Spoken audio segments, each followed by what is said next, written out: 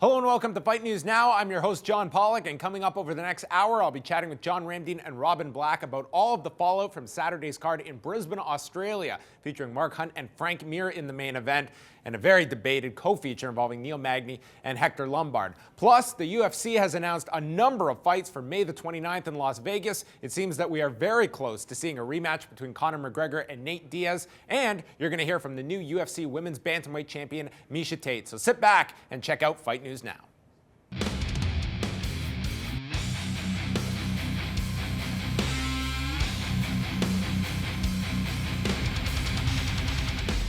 You know who these men are. We talk every single day, and we've got a card to discuss from Saturday night as the UFC returned to Australia for a card that was just all over the place, and it was headlined by Mark Hunt and Frank Mir, a walk-off shot by one Mark Hunt, not the first of his career, but could it be the last for Frank Mir? Maybe, but this was a very impressive win for Mark Hunt, who, when you look at all the heavyweights, pretty much everyone has a next fight booked. Mark Hunt finds himself in a really interesting spot in that division where a couple wins thwarts you that much quicker into title contention. And Mark Hunt at 41 years of age, that is not a ridiculous statement to make. True, but when we were having this discussion before, when you look at the top end of the heavyweight division, that's a pretty loaded division. Disconnect. Yeah, exactly. Yeah. You have Fabrizio Verdum on top, Stipe Miocic on top, Alistair Overeem, which would be an interesting matchup, two former K1 champions colliding. You haven't Junior Dos Santos, guys that have defeated Mark Hunt in the past. You know, Cain Velasquez looking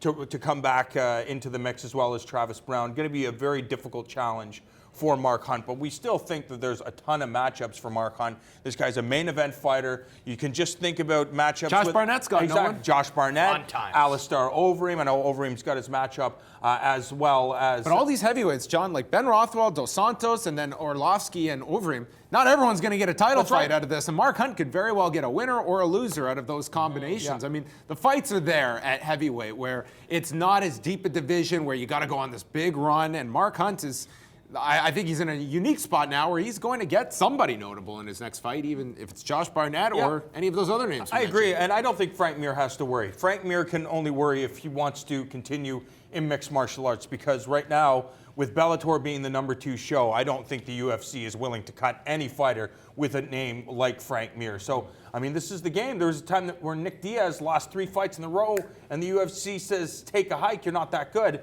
I don't know if they're actually thinking that, but, you lose a few fights. Now, Frank Mir, you look over the last couple of years, there was a time where Frank Mir lost a bunch of fights in a row, and he's still headlining fights. It's the type of performances that these guys have, and this fight with Frank Mir and Mark Hunt, sure, it didn't go Frank Mir's way, but there are plenty of times that Todd Duffy fight was one of them where they do go their way. That's right, and it is very easy to jump to the conclusion, because if he beat Mark Hunt, we'd be going, what, Frank Mir? I mean, he could be fighting for the title. These are facts. These are things that happen.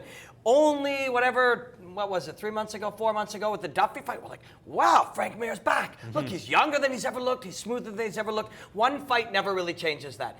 Having said that, this was a tough fight for Frank. He never really looked to get comfortable. And what it really told me, too, is Mark Hunt has figured out a fighting style, a heavyweight version of what these movement guys are doing, where he's staying on the outside, man. What are you going to do? Can Frank Mir come blaring in? Nah, you're going to get uppercut or kneed. Can Frank Mir go move away from him? Nah, that allows him to blitz on you. So you got to stay somewhere out in that distance where you have to engage Mark Hunt. And Mark Hunt just set him up, anticipated where the head was going to be, didn't throw the punch to where the head was. Watch the right. Yeah, you're going to see here. He jabs, you see, slips his head to the left right there. He's like, oh yeah, I've seen this a million times. I'm gonna feint him now. And as I feint him, watch where he slips. Slips to the left and then drops down. Watch this punch. Mark Hunt will punch there. Not where Frank's head is now, where Frank's head is then. So he just sets him up into this trap, knows where Frank's head is going to be, and punches where Frank's head is going to be, not where Frank's head is.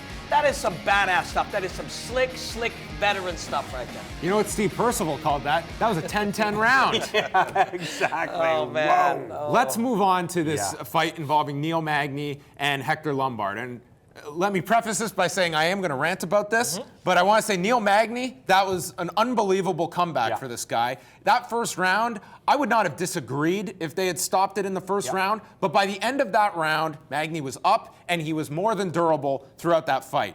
Hector Lombard, on the other hand, that guy was finished at the end of that second round, and he was not equipped to start that third round. Nope. That was ignorance on the side of Steve Percival, and that was not a referee having the safety of the fighter in mind. He let Hector Lombard take a beating that man never should have taken. I thought it was unconscionable. And I mean, the fight ended very quickly in the third because Hector Lombard had no business starting that third round. I thought that was awful. The amount of strikes, unanswered strikes, that Hector Lombard ate at the end of that second round. Yeah, that's it in a nutshell. I mean, it was an embarrassing performance for the official because all you have to do is look at Mark Goddard, the referee. He was outside. Look at the caution in that. Yeah, it was outrageous. And you know, when you look at the first round and you see the stuff that Neil Magny, the abuse that he took, it's like, okay, I was very close to stopping. We all felt that the fight could have been stopped, even though he was moving around. Hector Lombard was inflicting He was eating some big shots of from damage. Lombard. Exactly.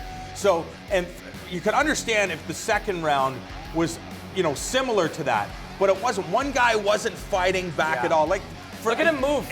Yes. He continues to move, continues to, one, protect himself, and two, advance his position. He's been told in the back by that referee, you must do it. He's doing it. He's protecting himself and now getting back up, now moving to get back up. And then, like Pollock pointed out, he had some good times later in that round, which was shocking. But, oh man, when Hector in round one, that is scary.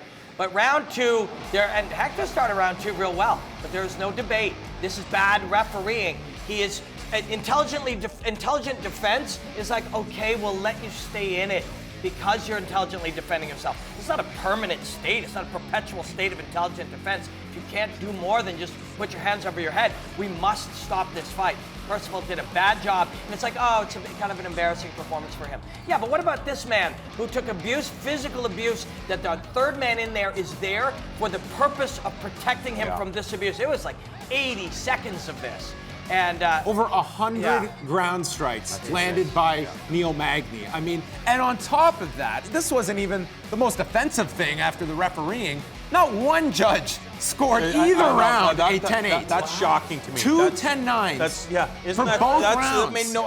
When I read that, I'm like, that can't be real. There's no way. Those were two 10-8 rounds. I'm sorry for Lombard and then for Magny. And if you are a judge and you watched those two rounds and thought that was a 10-9, I'm sorry. There is nothing in this world that is going to convince you a 10-8 exists. That's it. The reality is that the newer territories, the fighting sometimes is a little lower level, sometimes the business is a little lower level, and unfortunately for the safety of the fighters and the fighters' careers, the refereeing and the judging sometimes is a little lower level. That's strange. But round one, that fight, I haven't heard yet from Big John or from Herb Dean, but I'll bet you they'll say we'd be watching it very closely, but he kept doing the two things we want from him. One, protect yourself, and even more importantly, keep advancing your position. Keep moving, yeah. They sit you down in the back and explain to you what they'll be looking for. And they would have explained, if you're protecting yourself and moving, we will be looking at stopping the fight, but we will let you stay in it.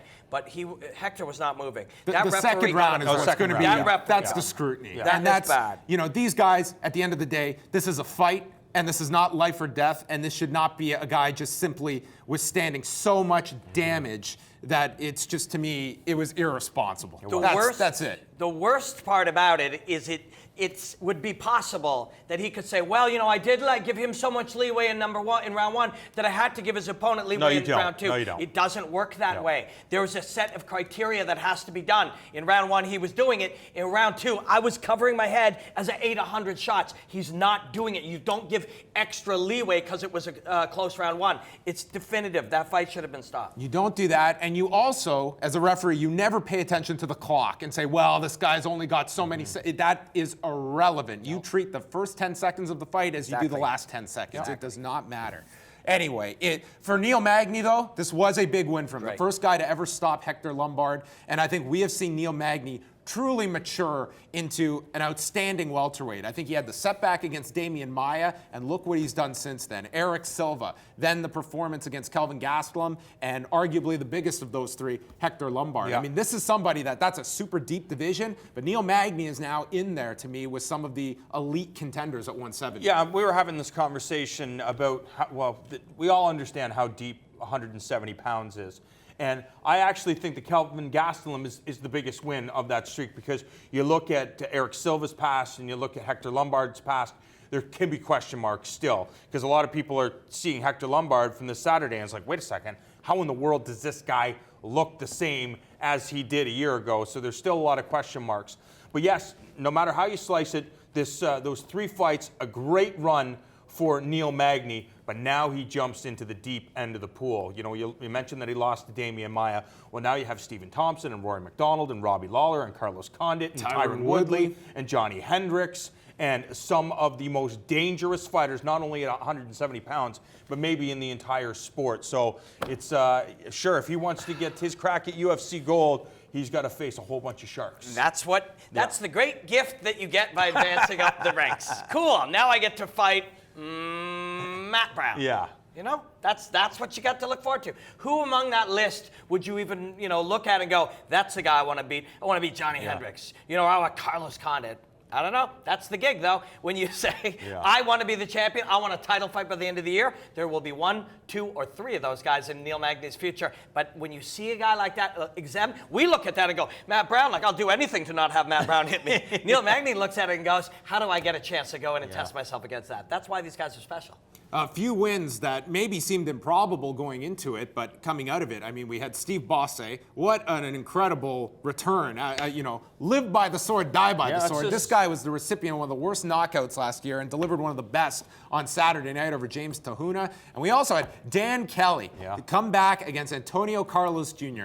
I never like to look ahead to an MMA fight and you can say definitively something, but I was stunned that Dan Kelly came back and won this fight. But good for both of these individuals, underdogs coming through very big on Saturday. And that's one of the reasons I think we all love the sport of mixed martial arts, because, you can read things on paper as, oh, we all know what's going to happen here. And you just never know what the opponent or what the individual, what they're going through, the things that they've had to deal with in their life. And there's, rumors that James Tahuna was dealing with a whole bunch of personal problems. And I know most of the roster can say that they're dealing with personal problems, but some personal problems are more difficult to get a handle on than other situations. And, whether he just wasn't on his game, and Steve Bosse had the best training camp and felt physically awesome going into this fight.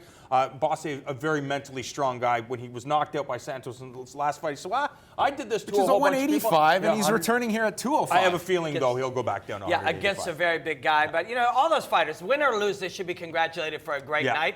But a little something extra special to Kelly and Bosse, because those kinds of fights, every fight is special. But when you can go in and achieve what some people didn't think you could, it's all Pearson the more. And Laprise, though. Oh, Pearson and Laprise. And Matthews coming storming back in the third. Case, Some great awesome fights. Thank you, gentlemen, for those great fights. All right, you can hear more from these two every Monday night at 8 p.m. Eastern Time. It's Robin Black and John Ramdine on 5 rounds, a full 30 minutes running down everything in mixed martial arts.